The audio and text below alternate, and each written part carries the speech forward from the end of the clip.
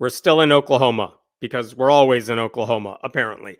But a Republican lawmaker has put forth a resolution that if it goes through all the hurdles, it would allow taxpayer dollars to fund Christianity. But that's not what the resolution says. It's kind of sneaky in how it says this, and that's why I wanted to share this with you. So, we've talked a lot about Oklahoma. We've talked about how lawmakers are pushing 10 Commandments bills, and Ryan Walters bought like 500 Trump Bibles for public schools. They've attempted to create the first religious charter school, public school in the country. The Oklahoma Supreme Court knocked that one down, but they're really trying to push Christianity in any way they can. But there have also been signs that the people of Oklahoma don't want any of that. And the most important example of how the people of Oklahoma, no matter what you think about them, no matter what stereotypes you have, the most clear example of how the people of Oklahoma do not resemble their lawmakers when it comes to Christian nationalism actually occurred in my mind in 2016. Because let me show you something that's in their state constitution. This is in the Oklahoma Bill of Rights. You could see that, Article 2, the Bill of Rights of the Oklahoma Constitution. And I'm going to jump down to Section 2-5. This is something called a Blain Amendment. And what it says is you can't use taxpayer dollars to promote religion. It's basically what it boils down to. Here's what it says.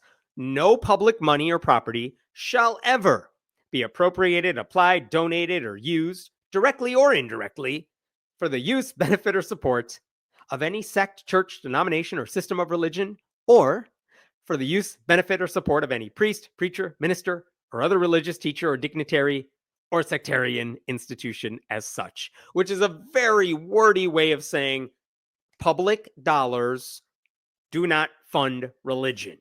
That's all that says. This is such a clear prohibition on using taxpayer dollars to fund religion. And because it's an amendment in the Constitution, it's really hard to get rid of.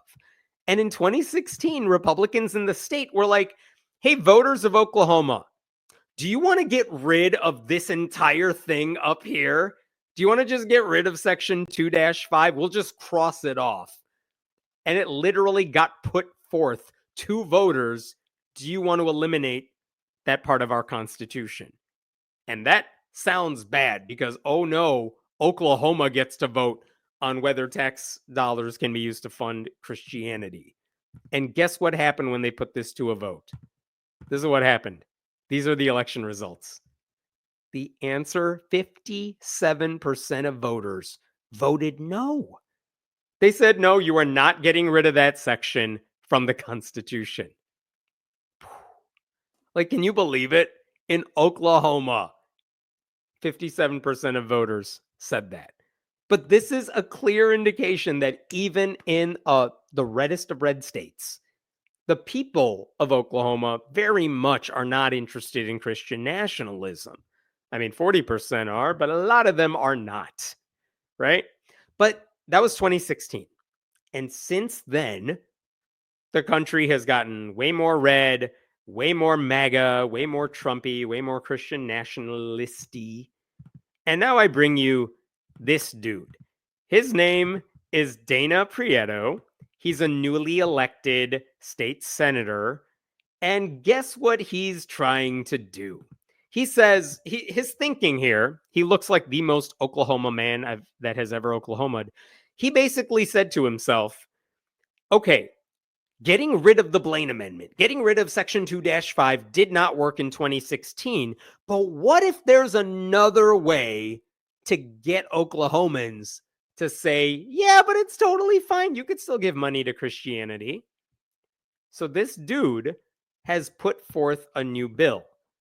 And this is what he just filed. This bill he just filed. Here it is, Senate Joint Resolution 4 by Dana Prieto. And I'm going to scroll down to the important part. Here's what it says. He wants to change that section I just showed you. He wants to change the Constitution to do this. And look at what he did to that Blain Amendment. He's trying to cross out the section that says directly or indirectly. Because what did the Blain Amendment say?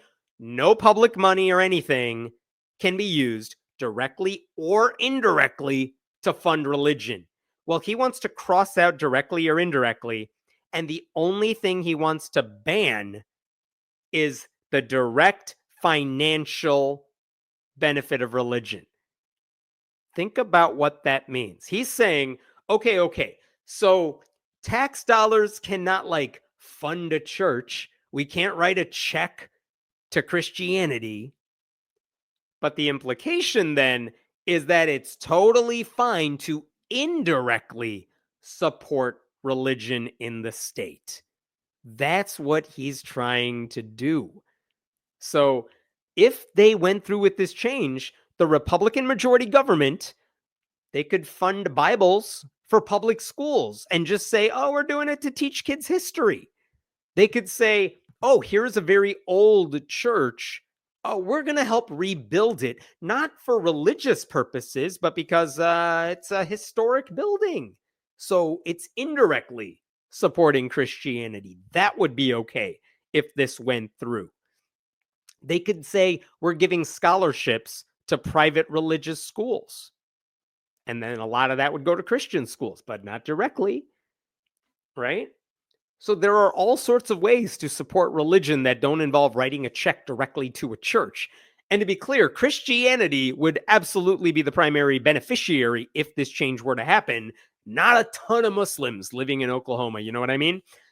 So this change would legalize it.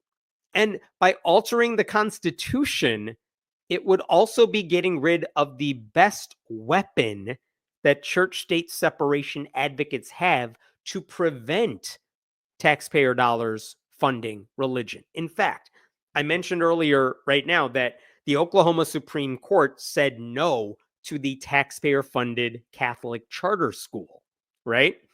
Well, they voted down that charter school, like I think it was a unanimous vote by the Oklahoma Supreme Court. Do you know what they said when they struck it down? This is what the Supreme Court said to knock down the charter school. The framers' intent is clear. The state is prohibited from using public money for the use, benefit, or support of a sect or system of religion. Although a public charter school, St. Isidor is an instrument of the Catholic Church, operated by the Catholic Church, and will further the evangelizing mission of the Catholic Church in its programs. So the expenditure of state funds to support that school constitutes the use of state funds for the benefit and support of the Catholic Church. It also constitutes the use of state funds for the use, benefit, or support of a sectarian institution. Look at this. The St. Isidor contract violates the plain terms of Article 2, Section 5 of the Oklahoma Constitution. Enforcing the St. Isidor contract would create a slippery slope in what the framers warned against: the destruction of Oklahomans' freedom to practice religion without fear of whatever. So when the state Supreme Court unanimously ruled against a taxpayer-funded Catholic charter school, they said, no, we have the Blain Amendment. We have our Constitution that says no money can be used directly or indirectly to promote religion, and that's all we need. So go away. You can't have your taxpayer-funded school. If Dana Prieto got his way and indirect funding of religion would be okay, now the Supreme Court of Oklahoma, now all these lawsuit filers would no longer be able to say the state law prohibits it. That's why this dude is trying to do this, right? So for now, that resolution is in the hands of a subcommittee. It has to go through a bunch of hurdles because it's trying to change the Constitution, and then it would have to be put in front of voters. And again, your guess at this point is as good as mine. Would the voters of Oklahoma allow this change to go through? I don't know. Mickey Dolan's is a Democratic lawmaker in the state of Oklahoma. There's like 4 of them, and he's one of them. This is what he wrote on Blue Sky about this proposal. This creates loopholes that allow the government to selectively support certain religions and places of worship with indirect funding for things like repairs, utilities, maintenance, advertising, Bibles in schools, among others. This all leads to government favoritism over other religions. Religious extremists continue finding new ways to take from public coffers, weaken constitutional protections, and force taxpayers to subsidize their religion. We must protect public funds and the constitutional principle of religious freedom for all Oklahomans. Absolutely right on when he says that. I actually talked to him. I saw that message and I wanted to talk to him about this proposal. So I spoke with him over the weekend. He told me not only all these things we just mentioned, but if this were to pass, school districts could literally hire Christian chaplains to be on their staff. I hadn't even anticipated that one. And they would just say, well, we're trying to help students, not fund Christianity. And obviously, Republicans cannot be counted on to stop this. And so, why would you even bring up this sort of legislation? Because the point of bringing this up is to help lawmakers just get used to these ideas. Because even if it doesn't go through this year, maybe it will next year. They might be alarmed now, but maybe in a couple of years, it won't be such a surprise anymore. And they'll say yes to it. Dolan's told me Christian nationalists are playing the long game. But he also told me, and I was surprised to hear this, I asked him, do you think if this gets in front of voters, do you think they're actually going to say no to this?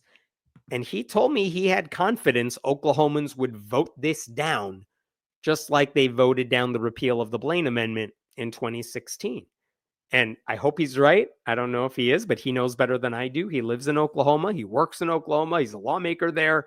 But right now, because Democrats don't have political power in the state, it is up to us.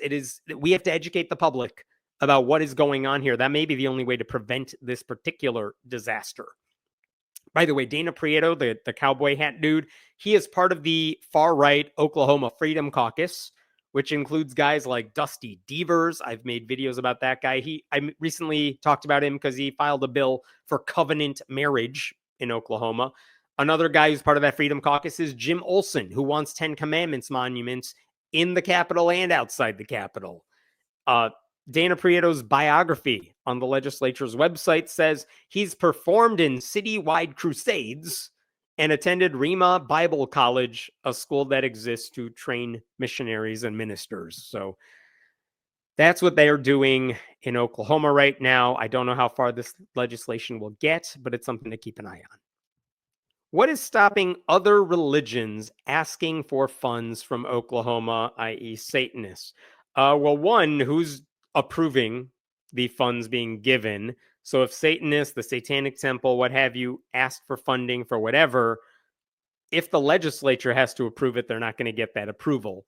But the point is, if that law passed and indirect support of religions was allowed, you would start seeing whatever they tried to do. If they didn't directly target it to Christian organizations, you might actually see taxpayer money going to non-Christian groups. And there would be Republicans who are mad about that, even though this is totally a thing that they want. So it is worth thinking about, but I'm not anticipating non-Christian groups being able to benefit a lot from that law if it changed, from that amendment if it changed.